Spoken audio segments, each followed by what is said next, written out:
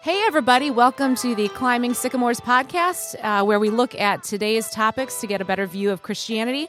I'm Annie Beege, and I'm joined by my friends Ben Sadler and Matt Harbach.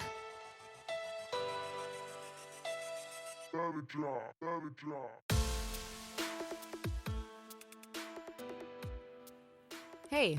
Hello. Matt, you seem a little less energetic than your usual perky self. Yeah. Is it just the Christmas season? Yeah. Do we need an intervention here to get you? No. Are you all right? I don't have enough time to do everything I need to do. Oh, so my goodness. intervention would just be another time waster. So this is just one more thing, this podcast. Are you going to get through it? If I fall asleep, just keep talking to Annie and pretend I'm not here. Okay. That's what I usually do. we do that anyway. Correct. Well, to begin, I texted these guys this morning and said, I wanted to begin with what's your best and worst Christmas song, or what do you think is the best and worst Christmas song? And I just got a message back, Mariah Carey, and I didn't know if that was best or worst, Andy. What was both. It's my best probably, and Matthew's worst. Okay. Right? That's not totally true. No, I don't hate the song, but for a while there, they just played it nonstop. Oh, every year. I haven't heard it organically yet. Like, I haven't heard it like on the radio or in a store yet. See, this that's season. the only place I've heard it. I've actually heard it on the radio, and this year it hasn't bothered me, but usually it's like, it's only when you're going shopping and that's all you hear. And so it just kind of reminds me of like that pre-Christmas like shopping craze. And that's why I kind of hated it. But actually, it doesn't bother me that much. I like it. You like it. I think it's cute. I think it's innocent. I think it romanticizes the holiday season. I'm here for it. You're here for it. Mm-hmm. Now, she's got a whole, aren't there other songs on her album? Like Can her you Christmas even album? name them, though? Yeah. She probably does a rendition of Silent Night. Is that what we're going to be doing for this weekend? The Mariah Carey version of Silent Night? I don't even know if she does it, but everybody does one, so it's safe to assume probably. I heard on the radio the other day, like they call her the Queen of Christmas. Mm-hmm. I'm like, I can't think of other than All I Want for Christmas Is You. I can't think of a single other Mariah Carey Christmas song. And why did that one stick? And why her? Everyone does a Christmas album. Why did hers? I don't know. It's nostalgic. It came out probably in the mid 90s would be my guess. I think so. And I think it's just nostalgic for a lot of people. Can she sing anymore? I don't know.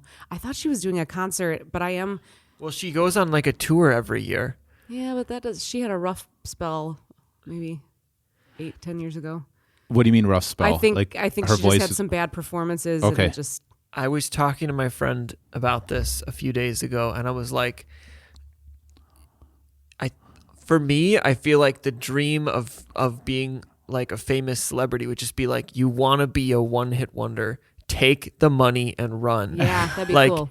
Just get in there, get famous for one thing, get a buttload of cash, and then you're get out. out of Dodge. And like in a couple years, That'd be people awful. forget about you.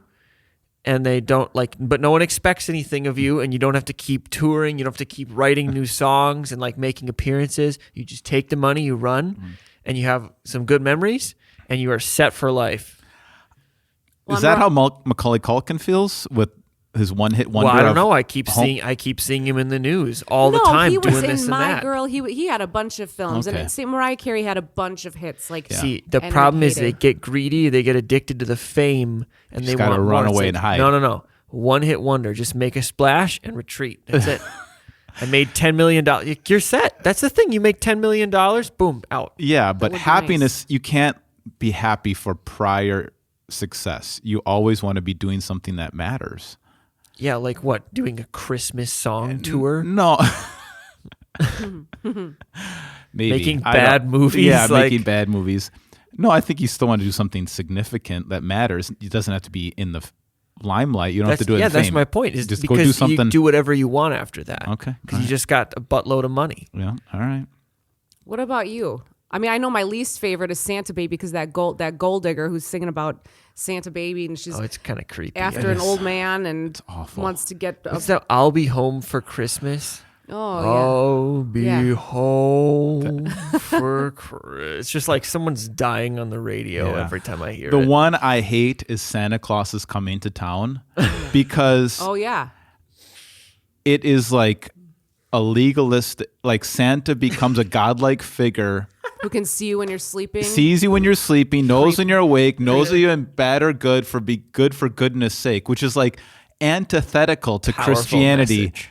It is like if you take the gospel at every point Yeah. and say the opposite of it and then put it into a song. So Jesus came to take away the list. In fact, Colossians says he took the list of our sins, nailing it to the cross. Wow. And, we be good, not for goodness sake, we be good because we want to glorify God. So Santa is the Antichrist. It is, what you're saying. yes, definitely. I Literal hate Santa Antichrist. Claus. I hate it.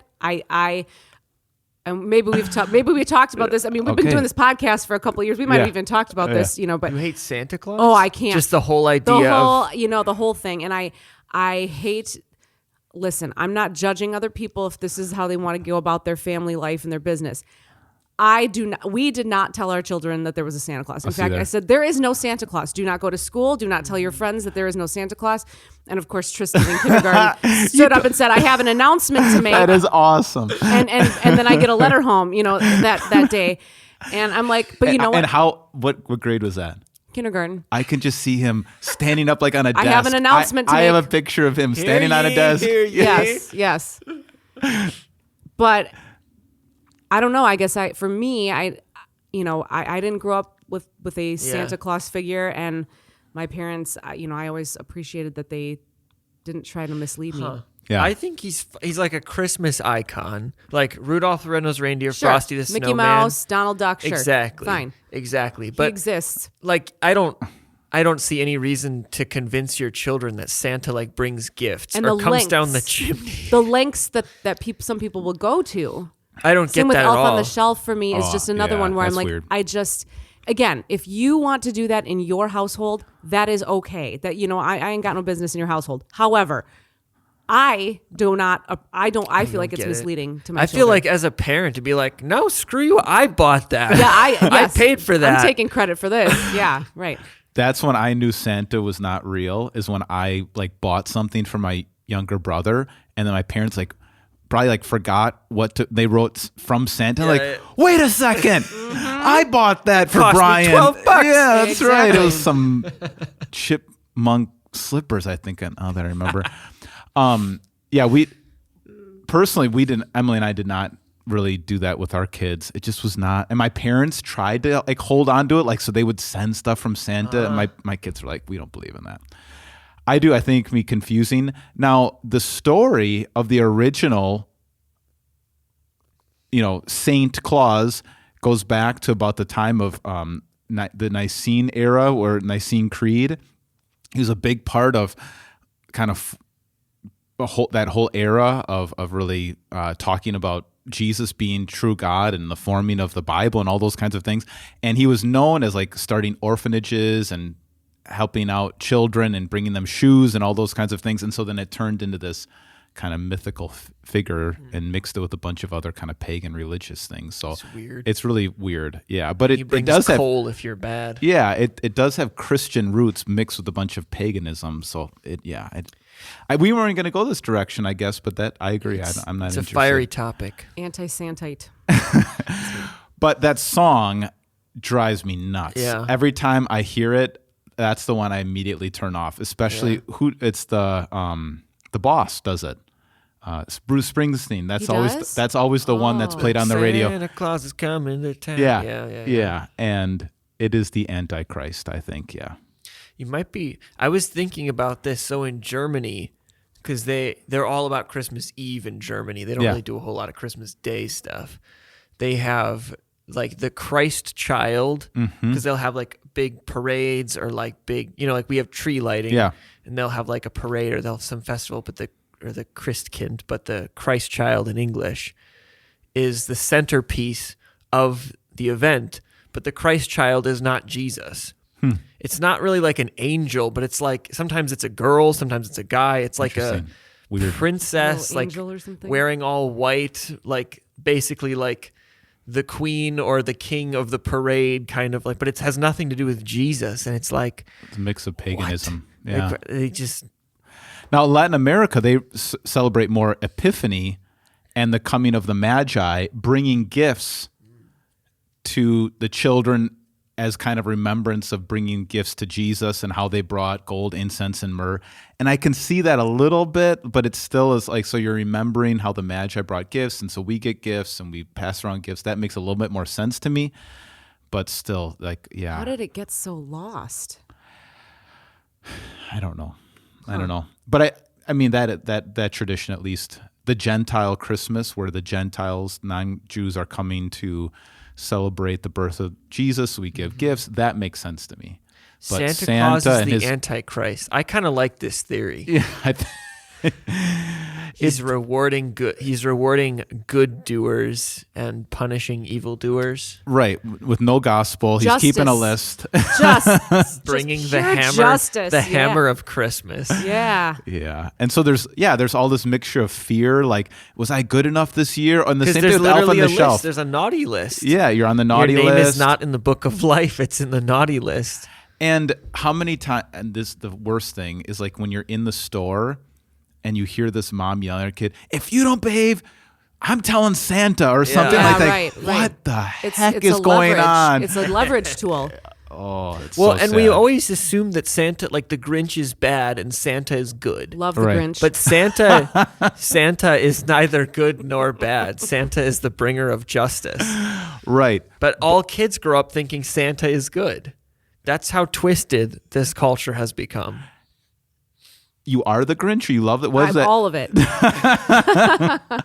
That's funny. Our Annie loves the Grinch too. She's got Grinch earrings that she's been wearing lately, Cute. and she's decorated her room with Grinch stuff. And so, Okay, but OG Grinch or Jim Carrey Grinch? OG.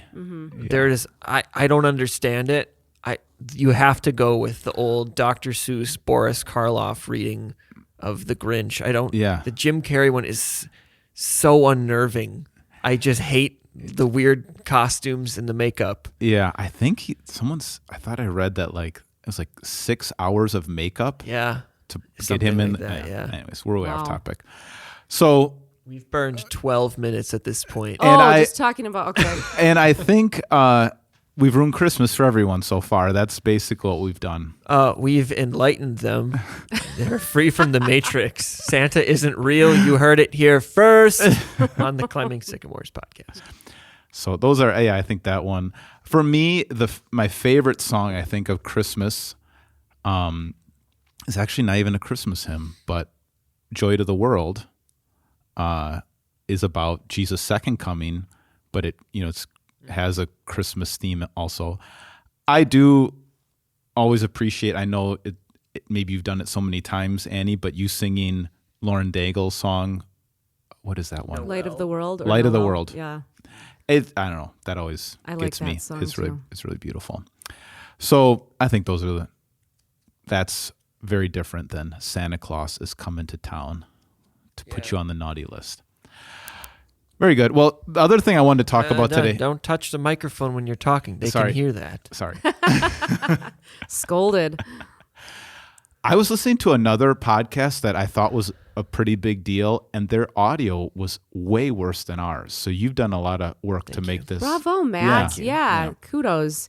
He listens to the whole thing after we record it and kind of edits And I just it. cringed the whole time. Yeah, only when you're talking, Man, right? terrible.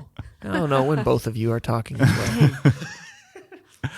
One thing I want to talk about is I've had a couple conversations with people who aren't believers or no longer are believers, and I'm always fascinated. I love those friendships, and very thankful for their honesty. Like they really, one person told me, like, you probably don't have many people that you get to talk to who aren't believers. I said, well, I do have a couple, and I really appreciate them. Actually, I really appreciate their perspective and their honesty.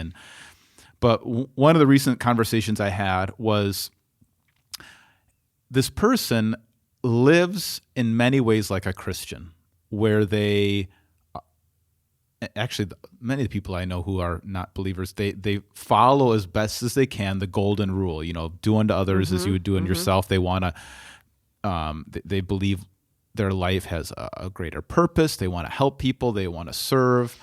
And then they'll tell me about what they believe, maybe scientifically about the world or whatever, in like a Darwinian idea that there is no God, there is no purpose, there is no beginning. We just kind of happen to be here, and we've evolved over billions of years. It's all random mutations, and it's just based on tribalism, and there is no real moral compass to our world. That seems inconsistent to Right, and that's kind of what I want to talk about is like, do you know anybody?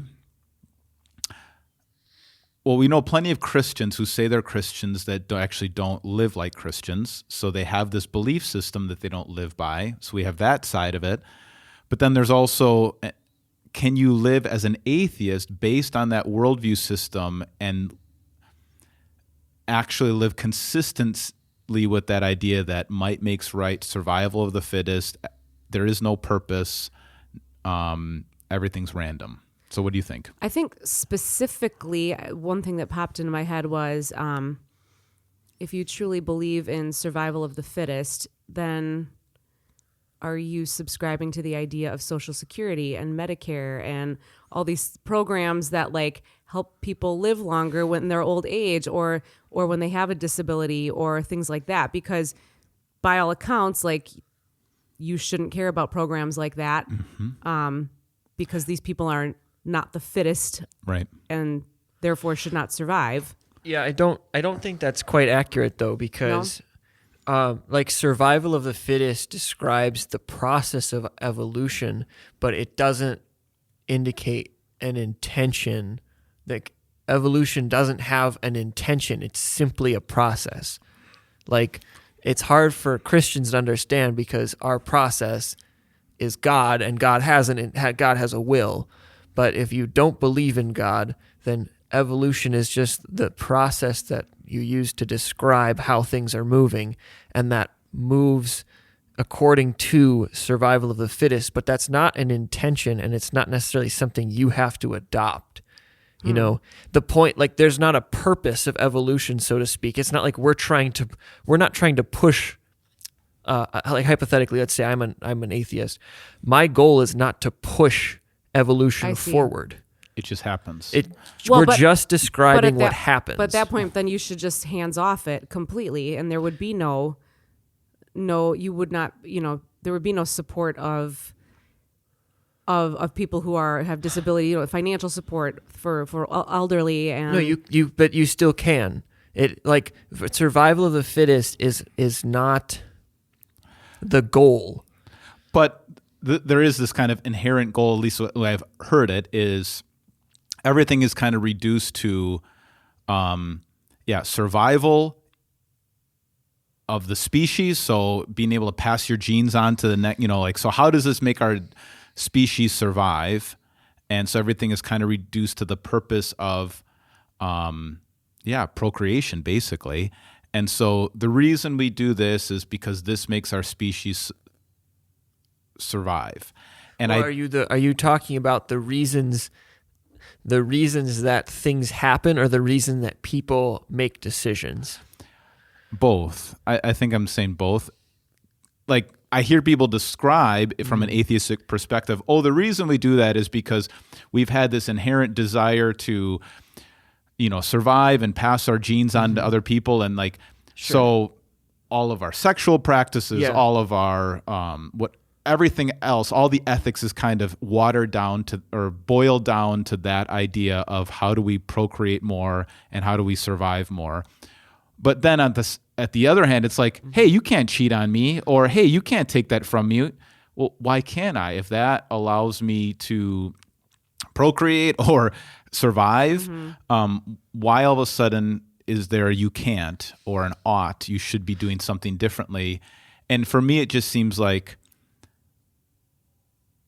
just like Christians don't always live by their values. They say they have this trust in God, and yet I live sometimes without trusting that God's going to provide, or trusting that he's in control, or believing that the best way to live is to live a life of love and generosity.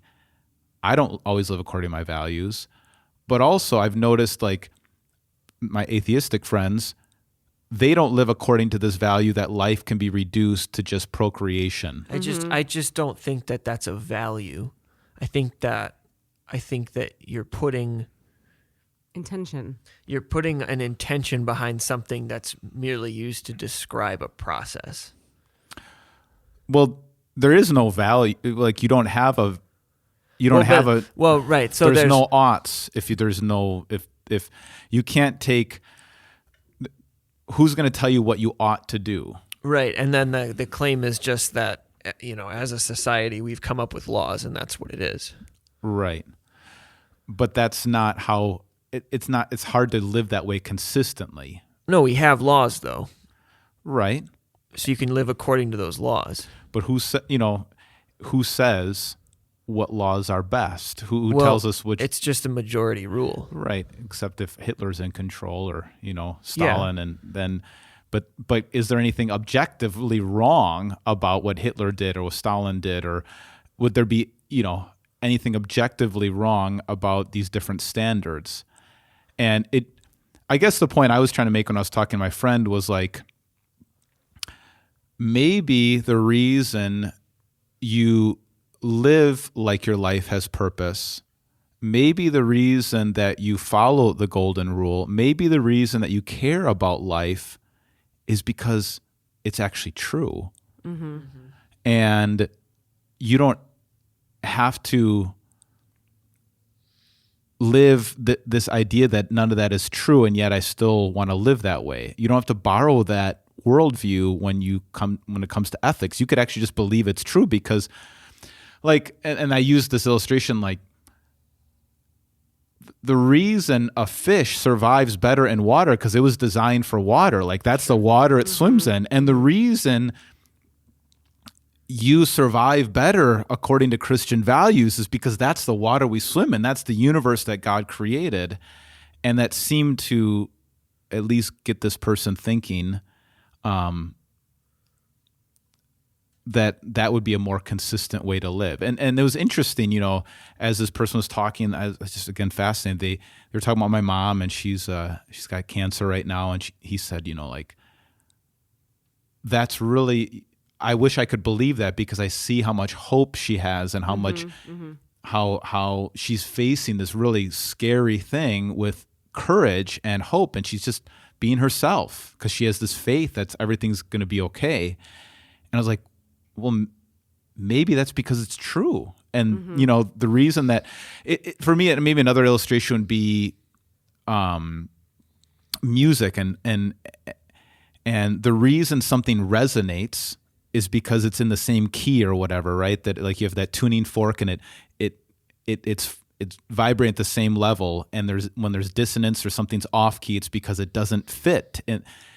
And I think some of these values, the reason they resonate with us at such a deep level is because it's the same key, it's the same composer, it's the same thing.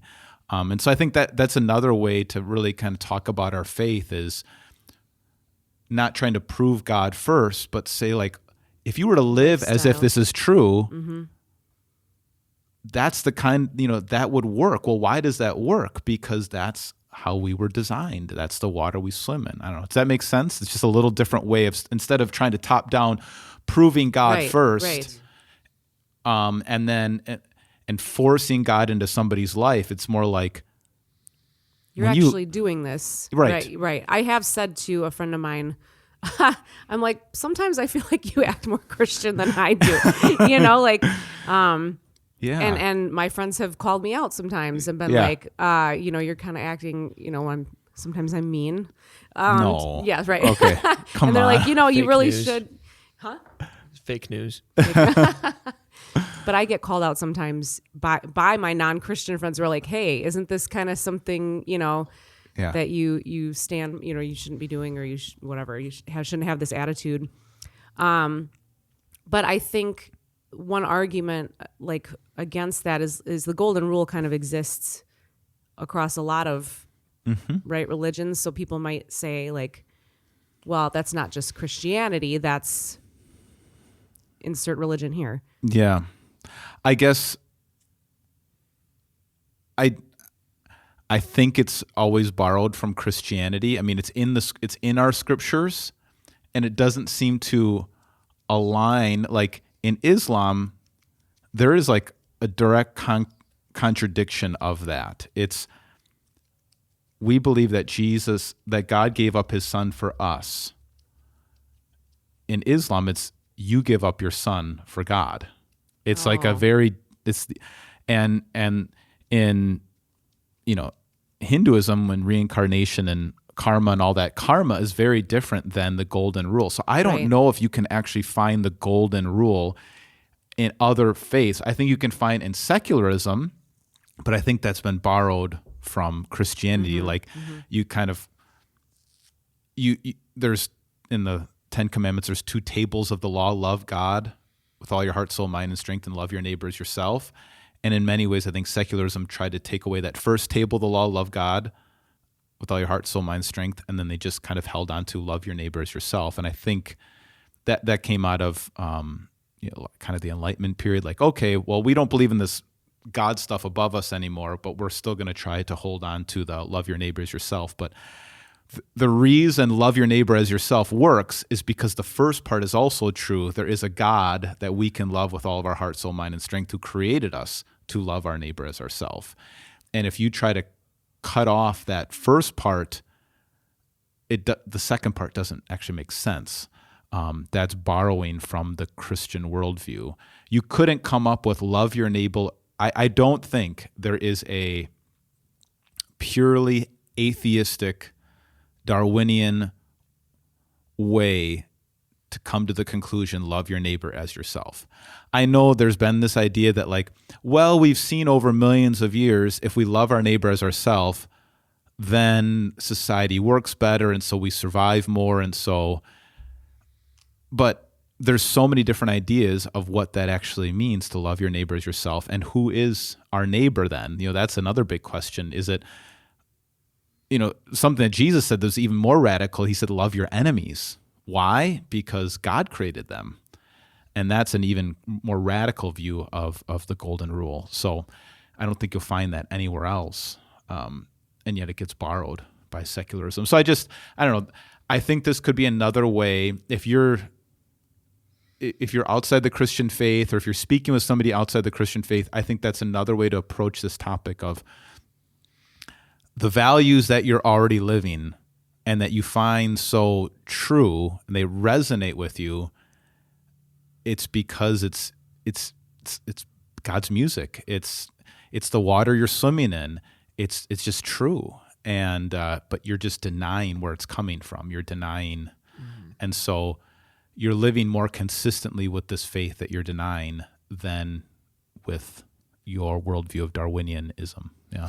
I think it's probably very freeing for people to be able to throw that strict religious worldview away, because they do want to live. You do want to live.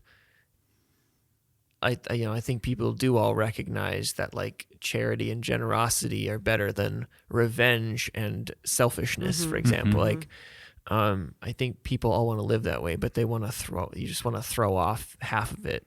Yeah. That must be that. I'm assuming that must be freeing for people who have beef with God. Right.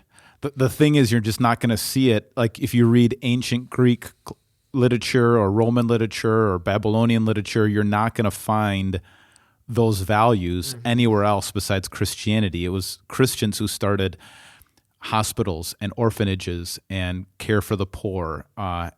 It came out of our view of who God is and what he thinks about us and our enemies.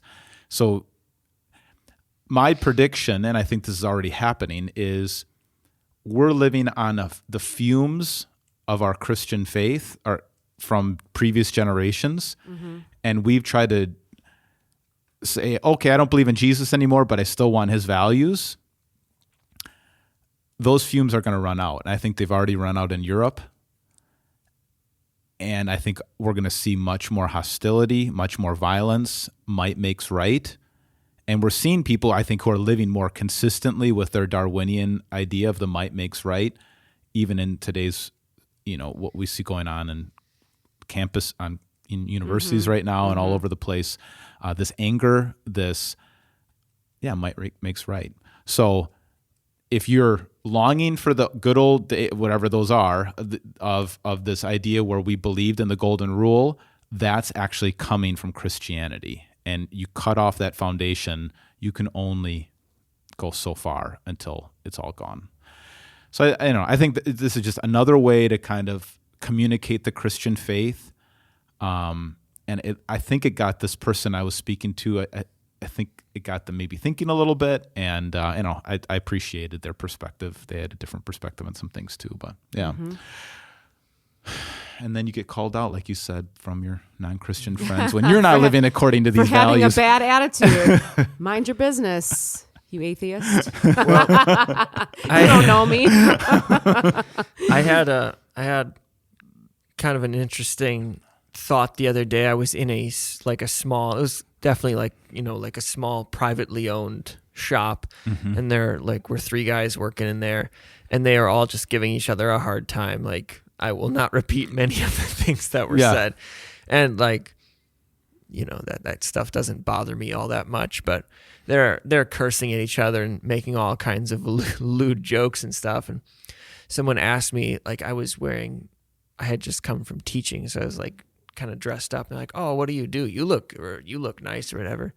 And I said I was a teacher, and then we started talking, and I said I worked at a church. They're like, oh, are we making you uncomfortable, with what we're saying? And I just I said no, but I was just thinking, it was if you don't know what Christianity is about, and so you're assuming that hey, this guy works in a church, therefore he is uptight. Yeah. Maybe, but when it comes to things yeah, it just, there was so many thoughts okay, so you maybe suspect that what you're doing is wrong, right?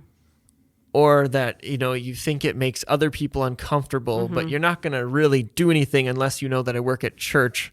So I don't know, it's just there's so many layers there. Yeah, that happens all the time. When people know that I'm a pastor. It's a really natural thing for people to do, but if you really dissect, what does that mean? It means you think that someone going to church has higher morality than you. Yeah. They are better than you, or they hold themselves to a higher standard, which means that you are recognizing you hold yourself to a lower standard. Right. There's so much that's subconscious there, right, that no one has ever thought through, but it's just oh shoot, we shouldn't swear around the Christian. Right.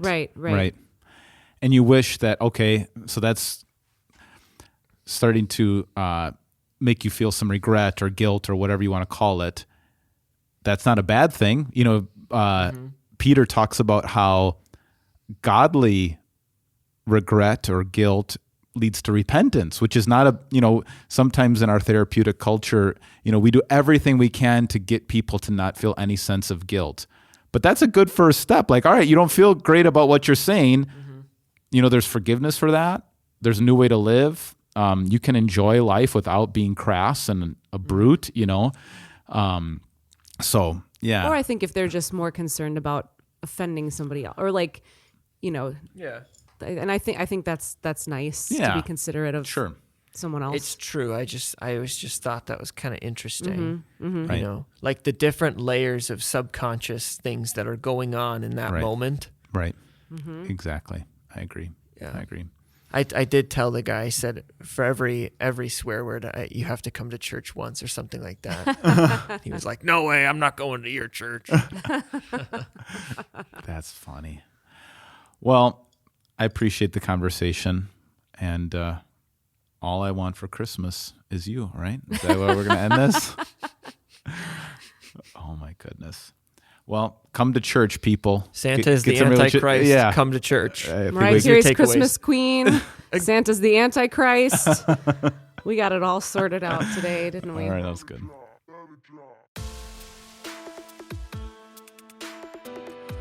If you'd like to get a hold of us here at the Climbing Sycamores podcast, feel free to email bsadler@victoryofthelamb.com.